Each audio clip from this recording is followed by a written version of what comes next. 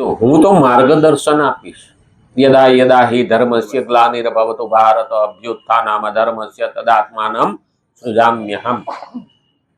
એ જ છે. પણ ભગવાને કીધું પરિત્રાણાય સાધુનામ વિનાશાય ચ દુષ્કૃતામ ધર્મ સંસ્થાપનાર્થાય સંભવામિ યુગે. પરિત્રાણાય સાધુનામ અહીંયા બાંધી લીધા આપણને. ભગવાન કે હું તો યુગે યુગે આવું છું, પણ પરિત્રાણાય પવિત્ર જીવન સાધુ જેવું જે જીવતા હોય ને એના માટે આવું. દુષ્કૃત્ય કરનારનો સંહાર કરવા આવું. ક્યારે? સાધુ કોને કેવું? કપડા બદલે ને, ટીલા તાણે ને, તાણવા જોયો. હું એનો વિરોધી નથી. માળાવું બહુ પહેરે ને, એ તો ડેકોરેશન છે ને. પહેરવું એ તો એક પહેરવેશ છે. તો સરળ સ્વભાવ ન મન કુટિલાઈ. સરળ સ્વભાવ હોય, મનમાં કુટિલતા ન હોય. જનકને પણ સાધુ કહ્યા, સુખદેવજી મહારાજને પણ સાધુ કહ્યા. જનક સોનાના સિંહાસન ઉપર બેસતા હતા, સુખદેવજી મહારાજ કપડું પણ નતા પહેરતા. બંનેને સાધુ કહ્યા. એટલે આપણે ત્યાં સાધુની વ્યાખ્યા આ નથી થતી. અને સંતોષી સદા મનમાહી, કાયમ સંતોષી હોય. હવે આજે માણસને સંતોષ નથી એટલે દુઃખી છે. એક આવ્યું ને બીજું, એક જ્યાં ઈચ્છા પૂરી થઈ જાય ને ત્યાં બે બીજી ઊભી થાય. હવે એ સંતોષ નથી ને એટલે દુઃખી વધારે. સંતોષીનાર સદા સુખી. જે મળ્યું એમાં આનંદ છે. આપણે પેલા ગામડામાં એ જ કહેતા ને, મારા ભાગમાં હતું એ મળી. હા, આજે એટલે એ આનંદમાં હતા, શાંતિમાં હતા, સંતોષમાં હતા. અત્યારે તો શું કે 10 લાખ ભેગા થયા ને 10 કરોડ કેદી ભેગા થાય? એટલે બે હેડ નહીં જપી, ઝટ ખાતામાં વધો દે. એટલે પણ તું 10 કરોડ ક્યાં વાપરી લેવાનો છે? એક કંપની હમણાં બહાર આવી છે, 440 લાખ કરોડ રૂપિયા એનું જીડીપી. એક કંપનીની આવક 440 લાખ કરોડ. હવે રોજનો 10 કરોડ રૂપિયા વાપરવા બેહે ને, રોજના 10 કરોડ વાપરે ને તો 12,000 વર્ષ લાગે. 12,000 વર્ષ સુધી રૂપિયા ખૂટે નહીં. એ કંપનીની આવક કેવડી મોટી. આપણા આખા દેશની કંપનીઓ બધી ભેગી કરો તો એના જેટલી નથી થતી. આખા દેશની જીડીપી કરતા પણ એની વધારે આવક છે. એટલે જાજા બધા રૂપિયા ભેગા હોય, રૂપિયા હોય ને એ સુખી છે એવું આપણે મનમાંથી કાઢી નાખવાનું. એ તો એનો ભાર લાગે. જો રૂપિયા વાળો રાતે 12 વાગે નીકળી ન હોગે ને આપણા જેવો હાથમાં દંડો લઈને ટેલતો બહાર નીકળ્યા, આપણને કૂતરાય ભાવ ન પૂછે. બોલો. હા, અને ઓઈલો નીકળે ને તો 4 જણા ભેગા રાખવા પડે.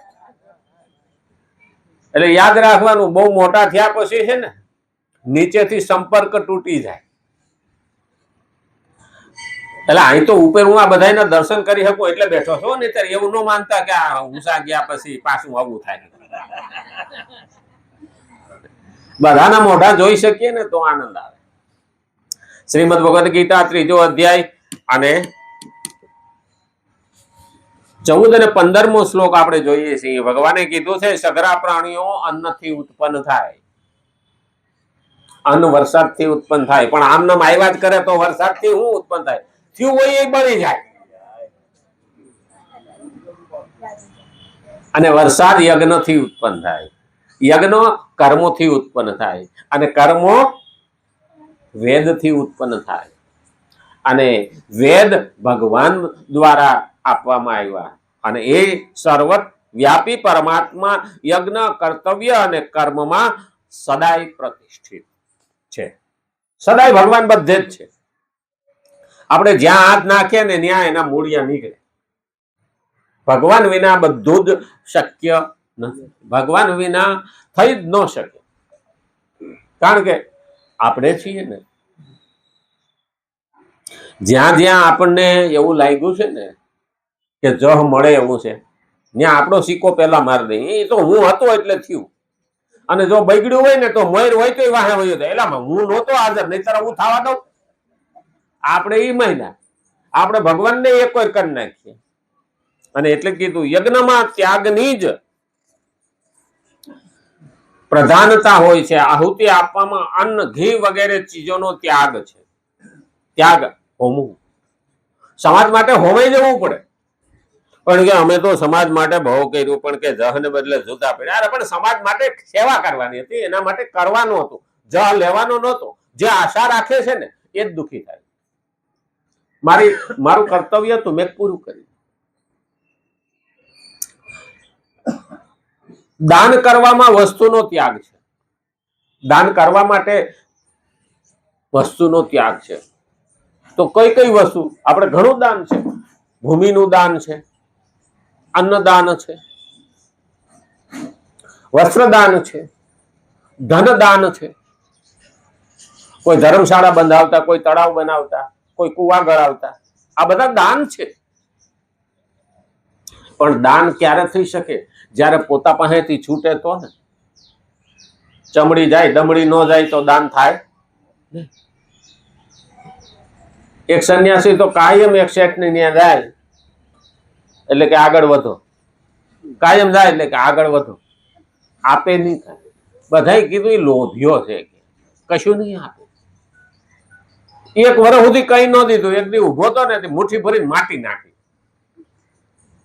જવું જઈ કે આ ઊંધો નથી, અને એને એને મુઠ્ઠી ભરીને માટી નાખી. એટલે સંન્યાસી હસવા માંડ્યા. એટલો હાથ તો વળ્યો માટી નાખવાનો હોય. જેથી સમજીને આપશે ને તેથી સારું દાન દે. એ પેલું યાદ રાખવું, દાનમાં વસ્તુનો ત્યાગ કરવો પડે. અને દાન ત્યારે જ થઈ શકે. એમાંય જોજો, બહુ પૈસા વાળો હોય ને તો એનાથી એકદમ છૂટે નહીં. બાકી 50 રૂપિયા કમાવા વાળો હોય ને તો 20 રૂપિયા દાનમાં દઈ દે, પણ ઓલાથી છૂટે નહીં. આ તો પછી શું છે, ઓલી બહુ રૂપિયા ભેગા થઈ જાય ને એટલે કોઈની ઈર્ષા ન આવે ને એટલે થોડું દાન આપી દો. આ તો ઓના જેવું થયું. ડાંગરના ખેતરમાં બહુ પાણી ભરાઈ ગયું હોય ને એટલે એક બાજુ નીક કરી નાખે, બાજુવાળા ખેતરમાં કે પાણી જાય ને. હકીકતમાં તું એવો દયાળુ નથી. પા તો તારી ડાંગર બળી ન જાય એટલે એમાં પાણી ઓછું કરીશો, આવું બને. એટલે બધી વખત દાનની પાછળનો હેતુ કેવો છે ને એ મહત્વનું છે. આપણે કેવા છે, હા 5000 દઈએ. આ કોરોના વખતે તો 5 પેકેટ પાર્લે ના આપે ને મારા બેટા કેમેરો વાળાને બોલાવે, અહીંયા કે અમે દાન દઈએ છીએ. અરે તારી ભલી, 5-5 લાખ રૂપિયાનું લોકો ખવડાવી દીધું, ન્યા કોઈ જાતા નથી. આ 5 પેકેટ પાર્લેજી ના આપતો હોય ખાવા હાટું અને કેમેરા વાળાને બોલાવે. એ દાન નથી, દેખાડો છે. અને એટલે જ કીધું છે આ ત્યાગ છે. દાન કરવામાં વસ્તુનો ત્યાગ છે. તપ કરવામાં પોતાના સુખ ભોગનો ત્યાગ છે. તપ કરવું હોય તો એમને થાય નહીં. એર કન્ડિશન રૂમમાં બેઠા હોય, આ વરસાદ આવતો હોય અને આપણે છત્રી લઈને મંદિરે પહોંચી જઈએ ને, એ ત્યાગ છે, સુખનો ત્યાગ છે. ત્યારે તપ થાય, એમને થતું નથી. આ રાક્ષસો આટલી સુખનો ત્યાગ કરતા હતા ને ત્યારે એને ભગવાન પ્રસન્ન થઈને વરદાન આપતા હતા. જે મહેનત કરે, કર્મ કરે એને ફળ મળે. ઘણા એવું કહે છે રાક્ષસોને ભગવાન હું કામ વરદાન આપે? ભાઈ તો એ કર્મ કરે છે તેનું ફળ એને મળવાનું છે. ભગવાન પણ એમને માગતા નહોતું આવડતું. એ બહુ થાય ને તો એને એક તો અંદરથી ડરેલા હોય એટલે ભોગ માગે અને જીવન માગે. એને મોતની બહુ બીક લાગે, અને ભક્તને મોતની બીક લાગતી નથી. હા, અને દેવોને પણ અમૃત પાયું ભગવાને. દેવોને અમૃત પાયું, રાક્ષસોને પાયું નહોતું. હવે દેવોને અમૃત પાયું ને તો પણ એને ભય ગયો નહીં. એટલે એટલું યાદ રાખવાનું કે અમૃત પીવા વાળો પણ ભયમાં તો રહે જ છે. દેવો કાયમ ભયમાં રહે તો કથામૃત થી તો ભય પણ જતો રહે. ભગવદ ગીતાના 16મા અધ્યાયની અંદર ભગવાને કીધું અભયમ સત્વ સંસ્તુતિ. 16મો અધ્યાય જ એના માટે છે. આપણે શું છે, ડરેલા છે. કોક શું કે આ આવ્યો ને આપણે એને આવકાર ન દીધું, શું થાય? મારી પાસે રૂપિયા છે વયા જશે તો શું થાય? રૂપિયા આવશે કે નહીં? છે એ વયા જશે કે નહીં? કોક લઈ જશે કે? આ બધા ભય છે. હું જીવીશ કે નહીં? હા, મને માન આપશે કે? અરે આ બધા ભય, અને આપણે ભયમાં જીવીએ છીએ ને એટલે આગળ વધી નથી શકતા.